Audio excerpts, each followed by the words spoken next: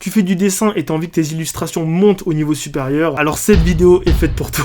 Bonjour à tous et bienvenue dans cette nouvelle vidéo. Comme vous l'avez vu dans le titre, aujourd'hui je vais vous donner 10 conseils pour améliorer vos dessins. Des petites astuces par-ci par-là qui, combinées, vont vraiment les faire passer un cap supérieur. Et je précise aussi qu'il y a évidemment deux écoles pour la couleur, donc à la main et au digital. Mais sur cette vidéo, mes conseils peuvent totalement s'appliquer sur les deux. Et dans un second temps, genre assez prochainement, je vais faire une vidéo pour comparer le dessin à la main et le digital, pour vous donner mon avis sur ce qui est mieux, ce qui est moins bien, pourquoi. Voilà. Et pour commencer, je précise aussi dans cette vidéo, je vais donner des conseils sur chaque étape du dessin, histoire que tout soit fait au mieux, puis que vous puissiez vous améliorer vraiment dans tous les aspects. Sur ce, c'est parti.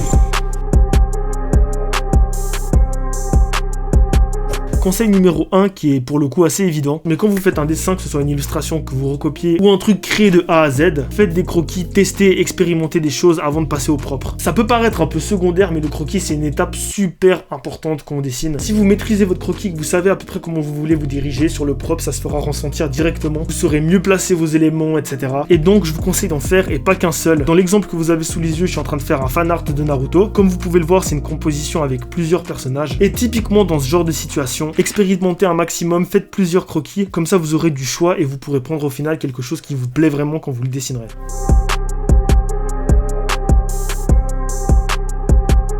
Deuxième conseil, et ça c'est pas une astuce mais c'est un conseil de dessin vraiment basique, mais vraiment c'est super important, faites des ébauches de dessin quand vous commencez au propre. Placez tous vos éléments de décor, vos personnages, qu'importe ce qu'il y a sur votre feuille, placez ce que vous avez prévu de placer. Comme ça vous verrez de manière générale à quoi l'illustration peut ressembler et si ça vous convient ou pas. Tandis que si vous commencez directement au propre et qu'au final vous auriez préféré décaler un personnage un tout petit peu ou une main plus haute ou que sais-je, ça sera directement beaucoup plus chiant, beaucoup plus relou, démotivant et toutes ces choses qu'on n'a pas envie. Donc important, esquissez vos dessins, ayez une vision globale de ce que vous voulez faire et une fois que vous l'avez, allez-y à fond dedans.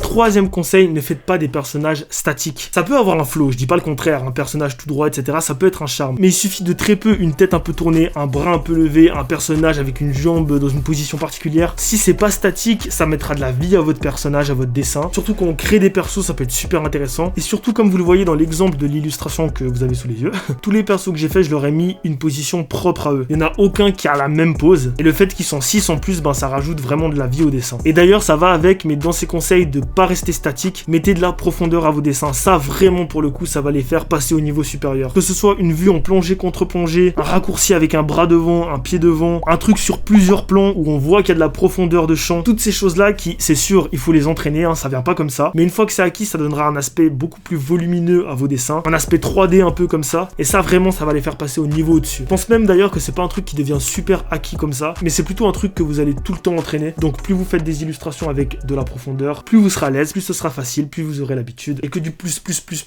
Au final, vos dessins, ils vont vraiment être plus stylés.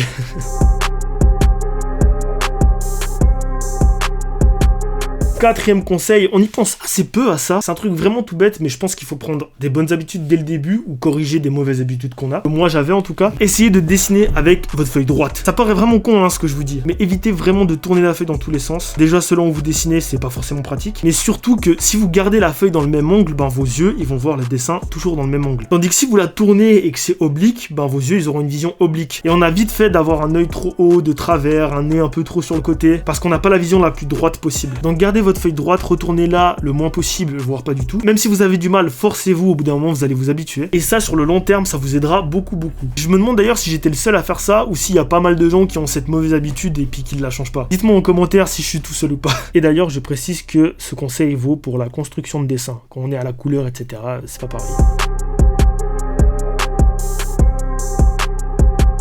Cinquième conseil, et parlons un petit peu ancrage cette fois-ci. L'ancrage, c'est pas juste repasser sur les traits, malheureusement, ce serait simple, mais c'est la version définitive de votre dessin, donc il faut faire un peu plus que ça quand même. Pour revenir sur cet aspect de profondeur, si vous avez des éléments en second plan, en premier plan, il va falloir que ça se voit avec l'ancrage. Un élément en premier plan sera plus épais, un élément dans un plan qui est plus loin, plus fin, et si vous avez un raccourci ou quoi que ce soit, le fait de faire ça, ça va mettre à fond en valeur, je sais pas, le point ou le truc que vous voulez mettre en avant, et ça en termes de volume, ça va donner du caractère à votre dessin. Tandis que si tout est épais de la même façon sur le même trait, ce sera beaucoup plus fade, vraiment. Et pour aller sur un 6e conseil, toujours concernant l'ancrage, en dehors d'épaissir certaines zones plus que d'autres, je vous conseille aussi, même si c'est des choses qui sont un petit peu relou à faire avec des stylos, c'est plus simple avec d'autres outils, mais je vous conseille de ne pas avoir des traits qui sont tout droit, tout du long. Prenez certaines zones de votre dessin et passez d'un trait épais à un trait de plus en plus fin. Faites ça dans plein de petites zones, la base du cou, une main, un pli, le côté du visage, les cheveux, et en plus de l'astuce numéro 5 que je vous ai donné avant, vous allez voir que là, votre ancrage, il va littéralement se transformer. Genre vraiment pour le coup, le résultat, ce sera le jour et la nuit. Donc faites ça, très important. Rendez votre trait un petit peu vivant, vous avez capté.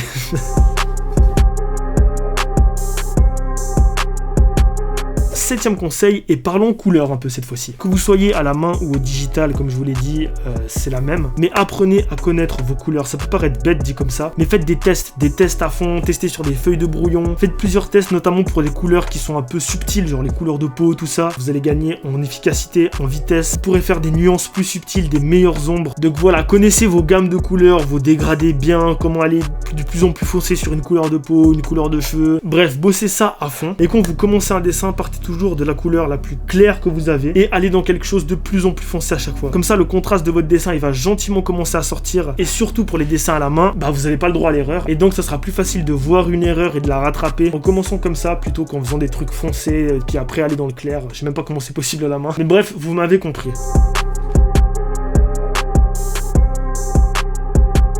Pour rester un petit peu sur les aplats, ne vous contentez pas d'une seule couleur. Encore une fois, tout est possible. Là, je vous donne des conseils pour que le dessin il soit pétant aux yeux, quoi. Mais essayez de texturer un maximum, mettre des petites nuances de couleurs par-ci par-là, sans même parler d'ombre, hein, juste pour les aplats, genre un nez un petit peu rosé, des joues un petit peu rosées, légèrement changer la couleur des lèvres, des nuances même dans les cheveux, dans les habits, tout ce genre de petits trucs. Encore une fois, dans le but d'améliorer votre dessin et de l'enrichir. Donc vraiment, n'hésitez pas.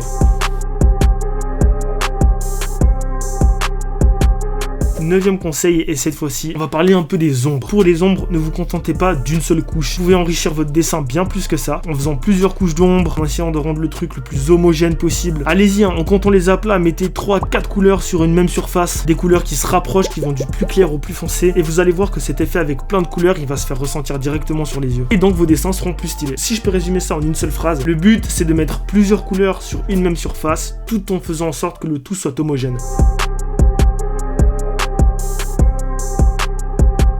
Et le dernier conseil, faites des reflets. Ça va littéralement faire briller vos dessins. Je trouve que personnellement, sur papier, c'est l'étape la plus complexe et la plus différente par rapport au digital. Des effets brillants sont bien plus simples à faire en digital. Surtout que sur le papier, la source de lumière la plus claire que vous avez, c'est la feuille elle-même. Et un écran est beaucoup plus lumineux que ça. Mais rien n'empêche de faire des trucs méga stylés avec des outils comme des Posca par exemple, ou même du Tipex. Je pense que ça marche sans problème. Allez-y seulement dans les yeux, les cheveux, même les vêtements, certaines zones. Mettez des reflets à fond, ça va vraiment faire briller votre dessin. Et surtout si vous faites des choses genre métal, feu, éclair, tous ces trucs qui brillent ou qui donnent une source de lumière, ça fera vraiment ressortir à fond ces choses-là et donc ressortir à fond votre dessin. Voilà, donc écoutez, je pense que j'ai fait le tour de ce que je voulais dire. Bien sûr, il s'agissait uniquement de mes conseils. Si vous en avez d'autres, n'hésitez pas à les mettre en commentaire, à les dire, qu'on puisse tous s'entraider, tous se partager. Ce serait trop cool. Après, c'est sûr qu'il faut pratiquer.